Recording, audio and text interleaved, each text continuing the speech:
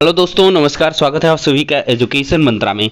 दोस्तों, इस वीडियो में हम बात करने वाले हैं तमाम भर्तियों से संबंधित लेटेस्ट अपडेट और साथ ही साथ योगी सरकार की कल की कैबिनेट मीटिंग में 13 अहम प्रस्तावों पर जो मुहर लगी है उस पर क्या कुछ चीज़ें निकल के आई, इस पर चर्चा करेंगे। नई प्राथमिक शिक्षक भर्ती 918 पदों पर जल्द शिक्षक भर्ती का जो विज्ञापन है वो जारी होने वाला है और लेखपाल भर्ती fix cut off, high court फैसला। तो सारी अपडेट्स पर डिस्कशन करेंगे दोस्तों। वीडियो को लाइक एंड शेयर करें और जो हमारे प्यारे सब्सक्राइबर्स लेखपाल भर्ती की तैयारी कर रहे हैं उनके लिए एक छोटी सी इन्फॉर्मेशन। अगर आप लेखपाल भर्ती की प्रिपरेशन कर रहे हैं तो ऐसे में ग्राम समाज और विकास की हम बेस्ट बुक के बारे में बात करेंगे जो चक्षु पब्लिकेशन की है। इस पुस्तक की खास बात करें तो ये पुस्तक नवीनतम पाठ्यक्रम पर आधारित है और इसमें अध्यायवार अध्ययन सामग्री और प्रश्न कोश दिया गया है। देखा जाए तो इसमें 1100 से अधिक जो प्रश्न हैं वो बहुविकल्पीय प्रकार के दिए गए हैं और व्याख्या भी उनकी प्रॉपर तरीके से दी गई है। 2 सॉल्व्ड पेपर भी इस पुस्तक में दिए गए हैं। यह पुस्तक काफी प्रामाणिक है, नवीनतम पाठ्यक्रम पर आधारित है और साथ ही साथ देखा जाए तो इस पुस्तक को आप ऑनलाइन और ऑफलाइन दोनों मोड में खरीद सकते हैं। अगर देखा जाए तो ऑनलाइन के लिए आप लिंक डिस्क्रिप्शन बॉक्स को चेक करें और ऑफलाइन के लिए किसी भी नजदीकी बुक स्टॉल पर कांटेक्ट कर सकते हैं। दोस्तों, इतना ही नहीं, चक्षु पब्लिकेशन लेखपाल भर्ती के लिए प्रैक्टिस वर्कबुक भी देते हैं और साथ ही साथ यहां पर राजस्व लेखपाल की एक संपूर्ण गाइड भी आती है। तो चक्षु पब्लिकेशन की बेस्ट बुक के साथ अपनी प्रिपरेशन को बूस्ट करें और सफलता प्राप्त करें। दोस्तों, देखा जाए तो कल की डेट में योगी सरकार की जो कैबिनेट मीटिंग है वो खत्म हो चुकी है। कैबिनेट मीटिंग में कई बड़े फैसले लिए गए। हालांकि इसके पहले जो कयास थे वो यही थे कि नई प्राथमिक शिक्षक भर्ती या बेसिक शिक्षा विभाग के अंदर कुछ ट्रांसफ़र वगैरह की जो चीज़ें हैं वो देखने के लिए मिलेंगी, लेकिन ऐसा कुछ नहीं हुआ है। एक बड़ा झटका छात्र महकमे में देखने के लिए मिल रहा है। नई प्राथमिक शिक्षक भर्ती को लेकर या और अन्य विभागों में शिक्षकों की भर्तियों को लेकर या नई भर्तियों को लेकर जो सिलसिला है वो धीरे धीरे थमने लगा है। विभागों को इंस्ट्रक्शंस दिए गए हैं और जिनको मिल चुके हैं उन्होंने कार्य शुरू किया है। जैसे होमगार्ड भर्ती के लिए जो प्रपोजल है वो आ चुका है कि 12,000 हर साल जो भर्तियां वो की जाएंगी। कुल 48,000 पदों पर भर्तियां होंगी और भी UPSSC वगैरह के प्रस्ताव भी गए हैं।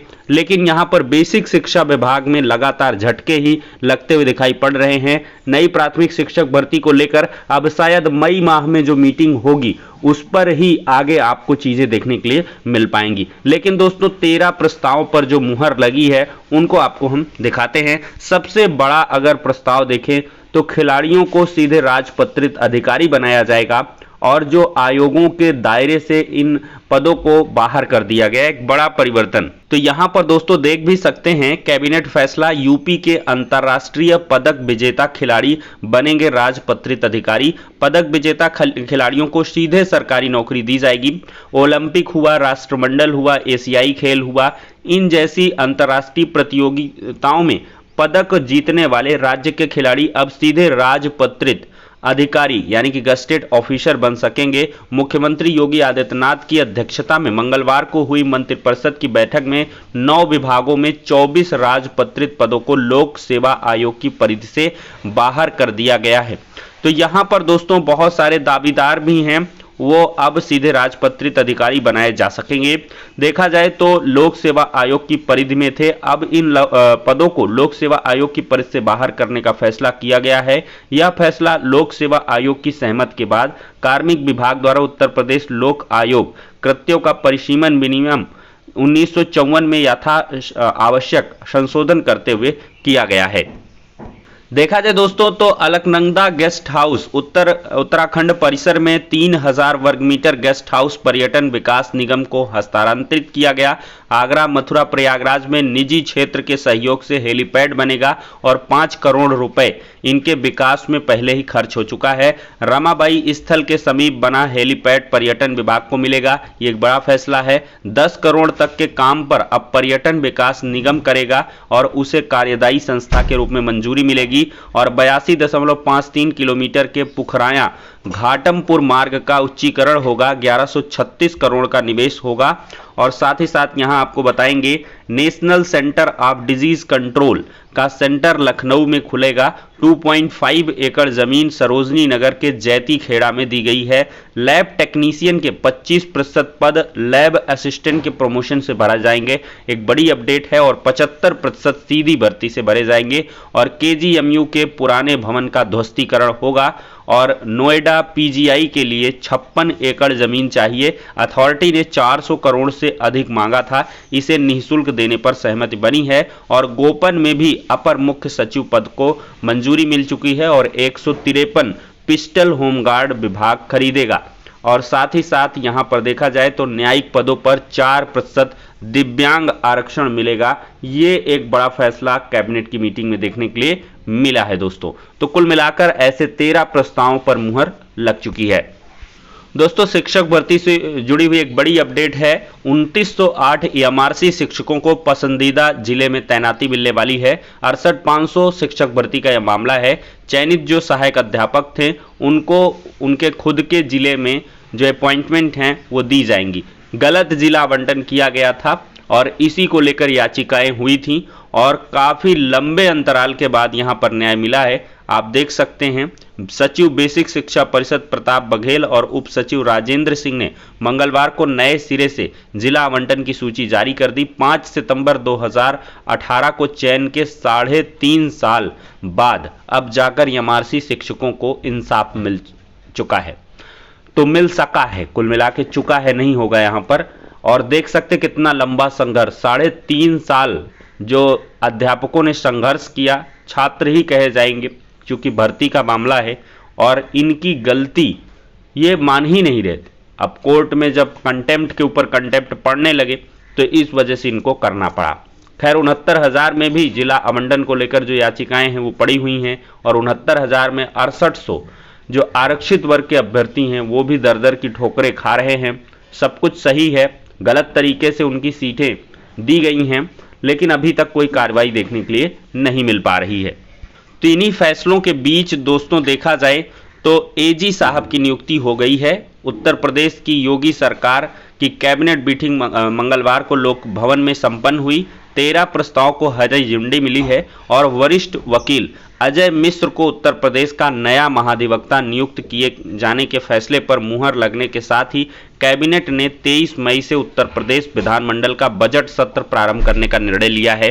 तो अजय मिश्रा जी अब नए एजी होंगे और एजी साहब की अपॉइंटमेंट के बाद से जो 6800 आरक्षण सूची कह लें या 12,460 शिक्षक भर्ती जैसे मामलों की जो पेंडेंसी है लगातार चली आ रही है, उस पर यहाँ पर एक बड़ी कार्रवाई देखने के लिए मिल सकती है।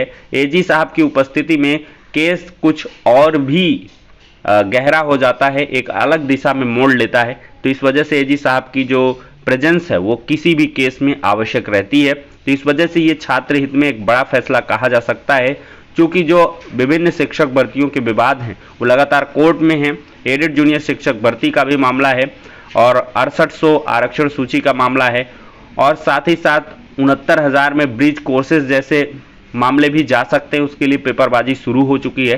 तो ये तमाम ऐसे मामले हैं। नई प्राथमिक शिक्षक भर्ती बीएड बाहर को लेकर जो याचिकाएं हैं तो उन सब में एजी साहब की प्रेजेंस काफ़ी कुछ मैटर करने वाली है। दोस्तों एक बड़ी खुशखबरी है, एडेड डिग्री कॉलेजों में 918 पदों पर जो भर्ती है वो जल्द निकल के आएगी। प्रदेश के 321 सहायता प्राप्त महाविद्यालयों में 34 विषयों में असिस्टेंट प्रोफेसर के 918 पदों पर जल्द भर्ती शुरू होगी। उच्च शिक्षा निदेशालय में मंगलवार को हुई बैठक में पदों का निर्धारण कर लिया गया है। निदेशालय की ओर से उत्तर प्रदेश उच्चतर शिक्षा सेवा आयोग को जल्द ही इन पदों का अधियाचन भेजा जाएगा, जिसके बाद असिस्टेंट प्रोफेसर के पदों पर भर्ती के लिए नया विज्ञापन जारी होगा।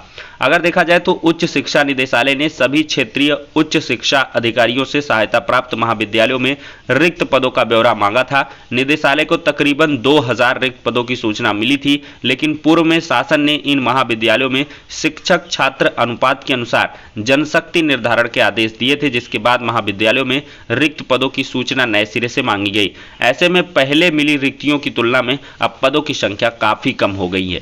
तो ये देख सकते हैं छात्र शिक्षक अनुपात, छात्र शिक्षक अनुपात जनशक्ति के आधार पर पदों का निर्धारण हुआ और 2000 पद सिमट के 918 हो गए।